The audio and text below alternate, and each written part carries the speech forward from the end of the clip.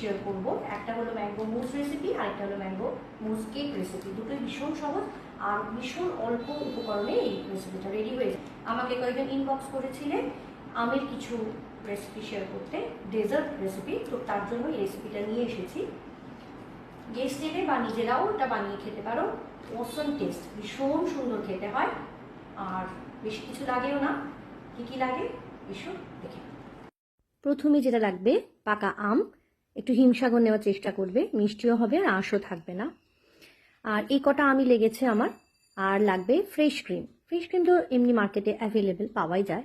আর half cup মতো নেবে চিনি, গুঁড়ো করে নিলে এটা হলো সুগার পাউডার, তো চিনিটা গুঁড়ো করে নিতে হবে। আর এটা হলো ডাইজেস্টিভ বিস্কিটস। যাদের বাড়িতে ডাইজেস্টিভ বিস্কিট নেই তারা নর্মাল ব্রিটানিয়া মারি বা থিন দিয়েও করতে পারো, কোনো অসুবিধা নেই। এটা 100 গ্রাম নিলেই সব থেকে ভালো। 100 গ্রাম মতন বিস্কিটস লাগবে। আর লাগবে বাটার, এখান থেকে 50 মতন বাটার লাগবে। আর লাগবে ক্রিম চিজ। ক্রিম চিজটা কিন্তু মার্কেটে অ্যাভেলেবেল, যদি কাছে পিঠে না পাওয়া যায় তাহলে যে কোনো সুপার মার্কেট বা অনলাইনে কিন্তু অবশ্যই পেয়ে যাবে। এটা কিন্তু লাগবে। আচ্ছা, এবার ওই যে বিস্কিটসগুলো ছিল সেই বিস্কিটগুলোকে আমি মিক্সার জারে ভালো করে গুঁড়ো করে নিচ্ছি, মানে একটা ফাইন ডাস্ট তৈরি করতে হবে।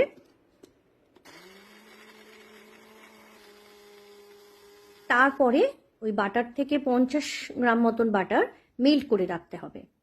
সেই বাটারটা এই বিস্কিটসের মধ্যে ভালো করে মিশিয়ে নিতে হবে।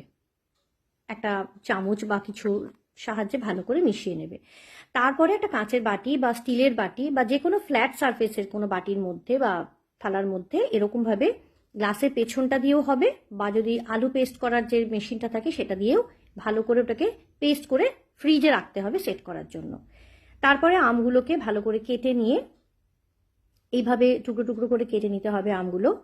নিয়ে তারপরে আমের একটা পেস্ট, আমের একটা পাল্প তৈরি করতে হবে, সেটাকে মিক্সার জারে ভালো করে পেস্ট করে নিতে হবে।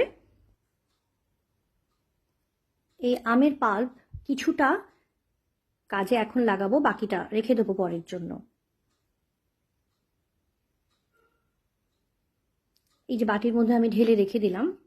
আর আরেকটা অন্য বাটিতে তার মধ্যে ক্রিম চিজ, ওই সুগার পাউডারটা দিয়ে ভালো করে ব্লেন্ড করে নিতে হবে। একটা হ্যান্ড বিটার দিয়েও করলেও হবে বা হাত দিয়ে করলেও হবে। আর তার মধ্যে পুরো ফ্রেশ ক্রিমটা দিয়ে দিতে হবে। ফ্রেশ ক্রিমটা দিয়ে অনেকক্ষণ ধরে বিট করতে হবে। যাদের বাড়িতে হ্যান্ড উইক্স নেই তারা এমনি চামচ দিয়েও করে দেবে। আর ওই যে পাল্প ছিল ম্যাঙ্গো পাল্পের, হাফ ম্যাঙ্গো পাল্পটা এর মধ্যে দিয়ে ভালো করে মিক্স করে নিয়েছি আর বাকি পাল্পটা রেখে দিয়েছি। এই মিক্সচারটা ওই যে আমি বিস্কুট সেট করেছিলাম ফ্রিজে রাখতে দিয়েছিলাম তার উপরে কিছুটা মিক্সচার দিয়ে দিয়েছি। আর কিছুটা, এটা হলো মুস কেক যেহেতু হবে, আর এটা হলো মুস, প্লেন মুস, তাই জন্য গ্লাসের মধ্যে কিছুটা ওই মিক্সার দিয়ে দিয়েছি। আর যে বাকি পাল্পটা রেখেছিলাম তার উপরে একটা লেয়ার দিয়েছি মুস, মানে কিছুটা মিক্সার, তার উপরে দিয়েছি ম্যাঙ্গো পাল্প, আবার তার উপরে দিয়েছিলাম ওই মিক্সারটা। আর এখানে ওই আরেকটু পাল্প ছিল সেটা দিয়ে দিয়েছি ওই মিক্সারটার উপরে। বাকিটা দিয়ে ভালো করে স্প্রেড করে নিতে হবে। আর কিছুটা আমের টুকরো ডেকোরেশনের জন্য উপরে দিয়ে দিয়েছি মুজের উপরে গ্লাসে। আর দিয়েছিলাম মুস কেকের উপরেও কিছুটা।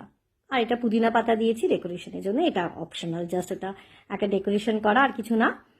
আর দুটোই ভীষণ সুন্দর হয় খেতে। অবশ্যই ফ্রিজে রাখবে 2 ঘন্টা মতন সেট করতে, তারপরে গেস্ট আসুক বা নিজেরা খাও, দুর্দান্ত হয় খেতে। অবশ্যই বাড়িতে বানিও আর আমাকে কিন্তু অবশ্যই কমেন্টে জানিও যে কোনটা ভালো লাগলো, কেমন লাগলো জানিও। সবাই খুব ভালো থেকো, সুস্থ থেকো, সাবধানে থেকো।